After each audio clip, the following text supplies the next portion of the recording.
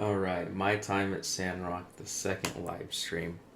This one went so much better than the first one, and there was a lot of information. Um, that whole streaming, lagging, computer problems, that was pretty much addressed, as you can see up here. Apparently, everything seemed fine on the streamer's end, so I'm hopeful that it was just the computer issues as well as um, not being familiar with OBS that led to all of those issues with lag and choppiness. Interestingly, the first half of this took place pretty much in a debug room, and no choppiness at all. It wasn't until they got into the open world that it became painful to watch, but it got better as they adjusted. Um, so, what do I think about this live stream? How would I review this? Like I said, way better than the first one. A lot of information. Um, One thing that I'm not on board with at all, and I'll take this to my grave. Um, the content of the game is linked to how many people put it on the wish list. Look, either you do the content or you don't, and then everything that's on the wish list, just do it in a later update or something like that. Um, yeah, that just rubs me the wrong way. Says here the map is about the same size as Porsche. Um, sure, that's great. It's also not so great. The first half of my time at Porsche was amazing because it seemed like everything had its place. But then you get to like right around the Somber Marsh, and the Afalna Desert was kind of like this, but you think it's a desert, so it's supposed to be just open and barren. But you get to the Somber Marsh, and everything beyond there has a purpose one time, and then it just feels like it's vast emptiness.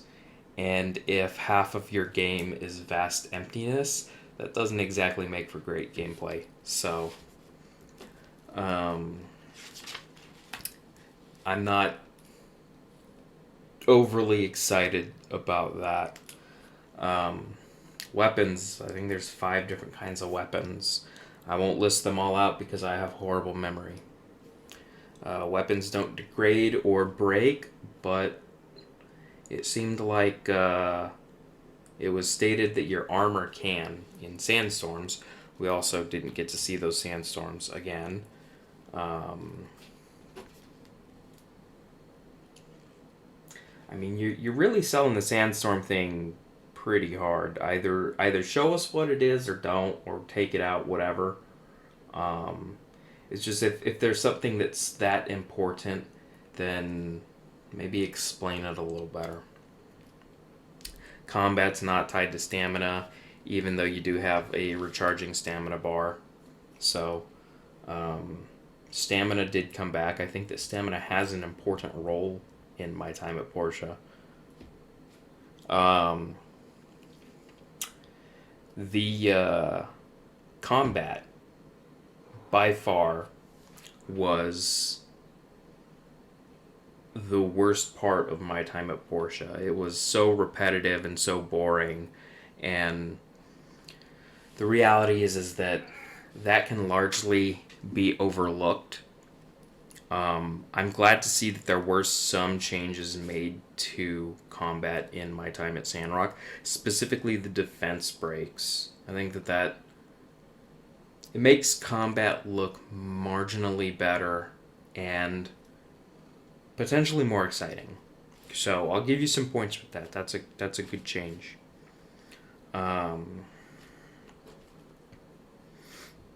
the everything I saw in this stream relating to the gun, man, that just feels so misplaced.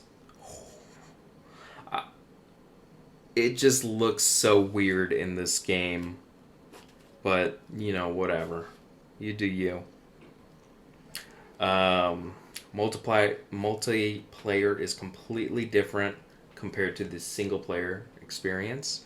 Good. Should be two completely separate things. That's fine. Items have the color tiers. Um, that's uh, that's fine. There's not really much to say about it. A lot of games do it, so it just kind of makes sense. And then they're following the typical color progression: gray, green, blue, purple, and I wouldn't be surprised if there was one orange item somewhere. Um, you're also not answering how many NPCs there will be. I get it, but you should be able to at least kind of give a ballpark figure. I don't think that's something that should necessarily be a secret. Romanceable characters 6 to 8, and they weren't sure if that was per gender. There's a massive difference between 6 to 8 and 12 to 14. I maybe maybe get that figured out. Skill trees look way different. I can't say whether or not I think they look better or worse. I think that the My Time at Porsche skill tree had a very classical look to it. Um, My Time at Sandrock, it looked a little wonky, but I'm not saying it's bad. I just don't have an opinion on it so far. Um, so here's the thing: the live streams are great, but what I would suggest going forward, if everything on the streamer's end seems perfectly fine, perfectly smooth, why not get it set up to record videos through OBS rather than streaming? Video is going to take probably way less computer resources.